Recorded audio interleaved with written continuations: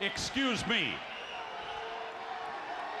What in the world are you thinking?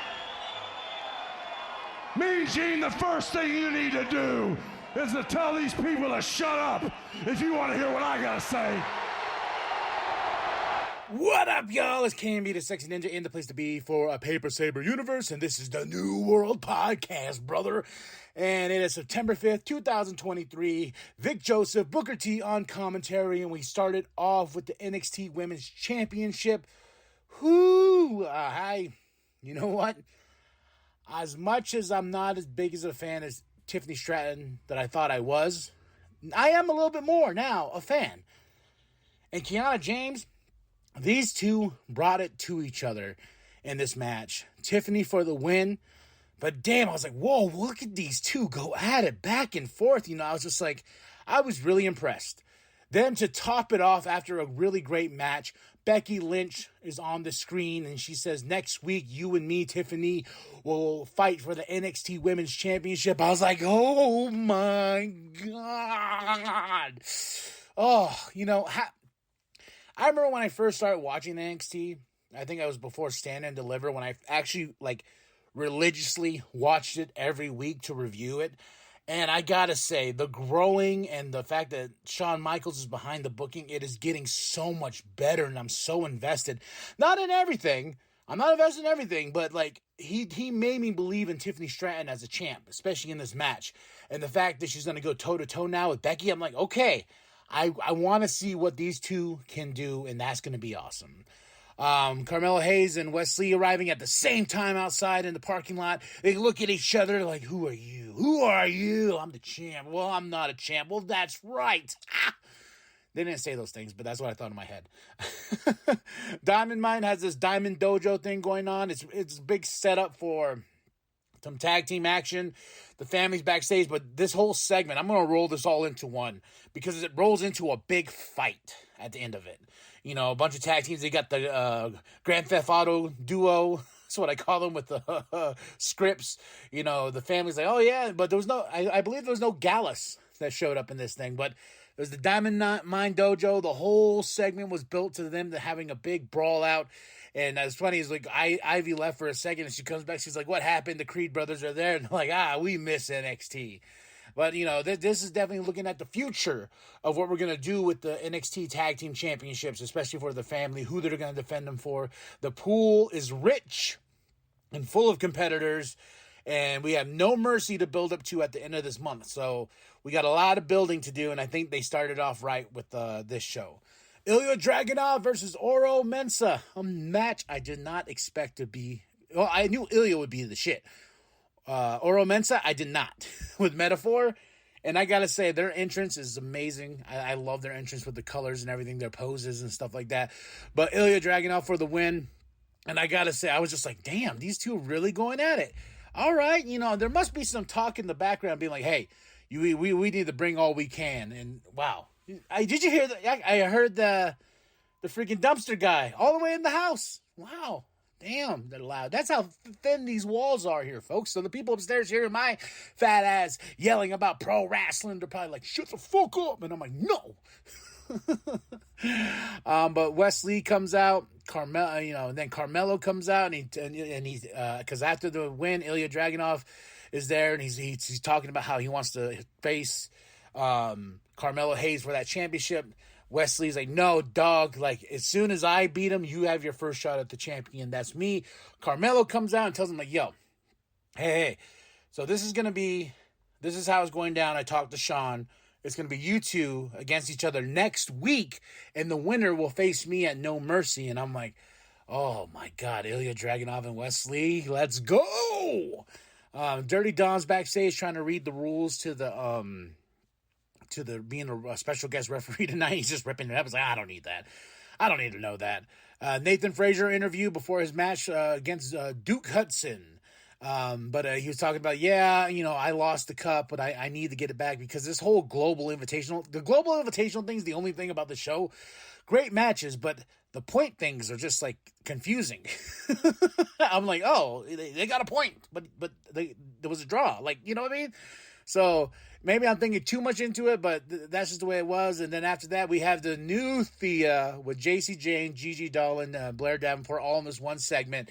But the new Thea, you know, being taken under JC Jane's wing, a new Toxic Attraction, maybe 2.0, you know. But Thea's looking different. She's getting a new attitude. JC's trying, but Gigi was like, hey, you know, you don't let her influence you. Then Blair comes, and Blair's like, they're like, we kicked your ass, okay?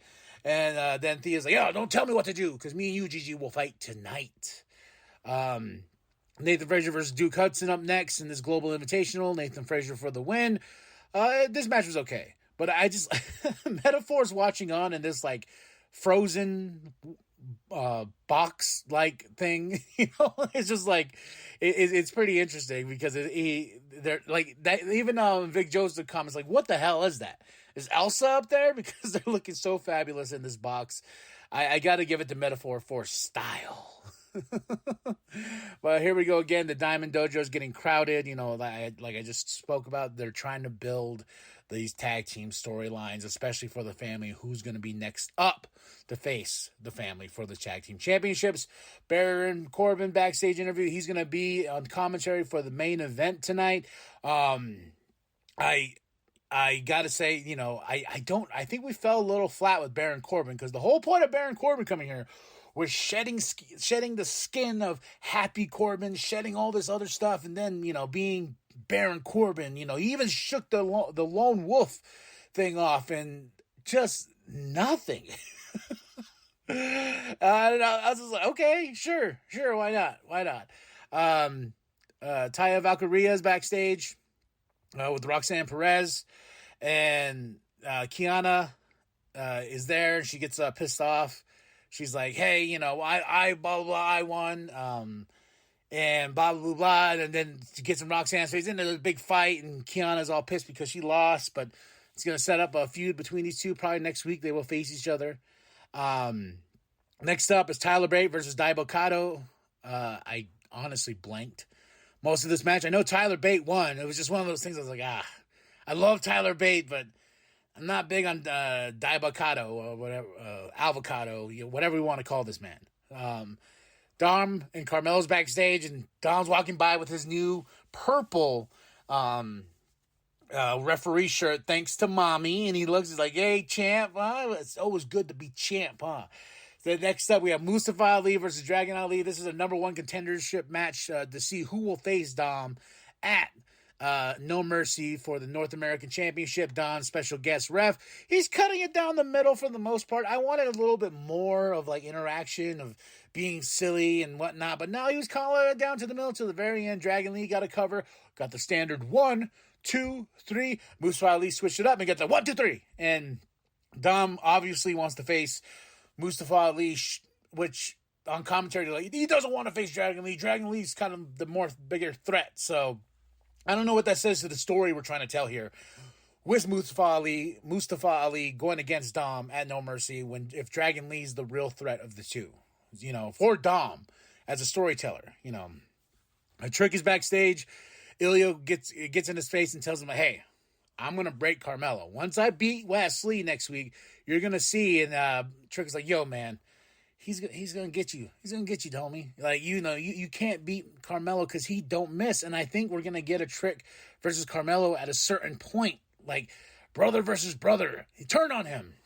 And more of this weird nonsense with Charlie, Gulak, and Kemp backstage. You know, guys just sweeping and they're like, come here. And then, I don't know. These segments here, I really blank out. Like, I blank out as hard as the Chase U stuff. But now the Chase U stuff I like. Like, this, I just, I don't care for it. But we have Butch versus Axiom in this Global Invitational match. It comes to a draw. One hell of a match between the two. But Tyler Bate comes out. You know, so it's definitely one of those things where Tyler Bate's being like, hey, I'm here. And I beat Dabakato earlier, so now you got to understand that I'm actually a real threat in this whole tournament thing, or invitational, whatever you want to call it. Von Wagner's backstage, you know, talking to the table, because he's grown this infatuation with tables. He loves the table. He wants to rub the table. He wants to give it a little smoochy smooch. I don't know. he was talking to the table, talking about how he's gonna beat up Braun Breaker tonight, which I really didn't want him to.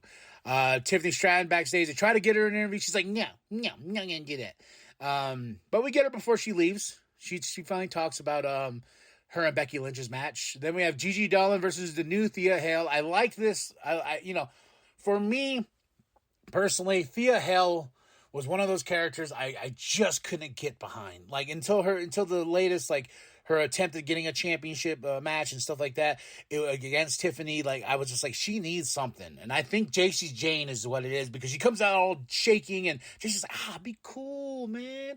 Be cool. Then she comes in the ring, gets on her knees and does about to do her thing. And Jacy Jane's like, get up, man. You gotta be cool here, all right?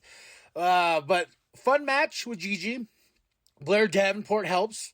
And Thea gets the win. Big win for her. Now let's start building her back up into that main event, but let's get her to be cool in the Jacy Jane standards of things. Jordan is with Taya backstage. Dana Brooke shows up. He's like, what are you two doing? And Jordan's like, I just feel bad. We lost our match, blah, blah, blah, blah. Another thing I just don't care about. This storyline, I can see why they washed it out of Hulu. I didn't watch. What's funny is, like, I actually watched the live show because my work, something happened at work, and they're like, hey, you can go home. Like, we can't, there's nothing bad. I didn't do anything bad. Something just at work was just like, we could not open because of a technical difficulty with our shit, you know? So they're like, go home. And I was like, oh, okay. And I got home. I was like, oh, I can watch NXT. So I actually watched this thing live, and some storylines, I won't lie, that I'm like, I blank in and out. And that's why I watched the Hulu version. But I actually sat here and enjoyed myself. And even with this and Jordan and Taya and then, Dana and all that, I was like, okay, cool. But Tiffany cuts a promo on Becky and says, bring it, bitch. She says, I don't care who you are. I don't care if you're the main event. I don't care if you headline WrestleMania. I don't care. I'm Tiffany Stratton, and you're in my universe. And I was like, ooh, you feisty. Okay, Tiffany, I see you. Now, Von Wagner versus Baron Corbin. Not Baron Corbin versus Braun Breaker, because Baron Corbin's on commentary for this match with Mr. Stone on the outside. It's a no DQ. These two are beating the shit out of each other with kendo sticks and everything. But for me, I was like, okay, I wasn't for this rivalry, especially when Braun started. I'm not a big Braun Breaker fan, but to the magic of professional wrestling at its finest and using the TV magic as well, they got me in the end. After Braun wins, he brings over Von to the stairs, the steel steps, and he gets to the other part of the steel steps, and as he's coming down, and before it hits, it cuts to black, and you just hear wham! I'm like, oh shit, he murdered a man. And you got Vic Joseph like, you son of a bitch, and you got Baron Corbin screaming, he did it, oh my god, he did it. And I was like, I as a fan was just like, oh my god, well, he just murdered somebody on TV, and I gotta say, that was brilliant on Shawn, on the TV crew and production, because they got me.